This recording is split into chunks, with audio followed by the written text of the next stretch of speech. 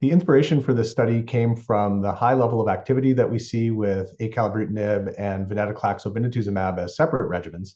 And so starting way back in 2017, we designed this study to look at a triplet combination with all three drugs. And over the years, a phase 3 study called Amplify was also developed, which also just read out at the ASH meeting and was published. And the Amplify study compared the AVO triplet to an AV doublet and chemoimmunotherapy and found that the triplet regimen was beneficial. But unfortunately, the Amplify study excluded patients with high genetic risk CLL, particularly those with TP53 aberration. So our study, a phase 2 trial of the AVO triplet, actually enriched the population for TP53 aberrant disease. We treated these patients sequentially with these three drugs and then in combination. And all patients received at least 15 cycles of the treatment. And then if they had undetectable minimal residual disease, they could stop therapy.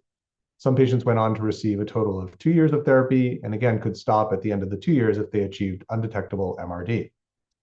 In total, we recruited 72 patients to our study, and 63% of the population was this high-risk TP53 aberrant group. The primary endpoint of the study was the rate of complete remission with undetectable MRD in the bone marrow at cycle 16, and this was achieved both in 42% of the overall population and also in 42% of the patients with TP53 aberration. We also saw high rates of undetectable MRD in the bone marrow in the range of about 78% in the overall population and 71% in those patients with TP53 aberration.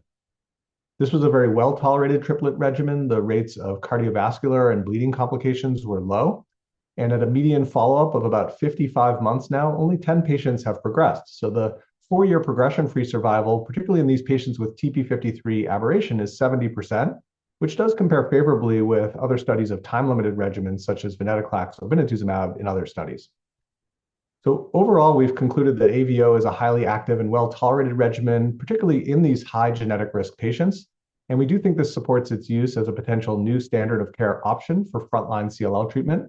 Although there are ongoing phase 3 trials comparing this AVO triplet to venetoclax obinutuzumab in patients with high-risk disease, and we'll await those comparative studies for additional data.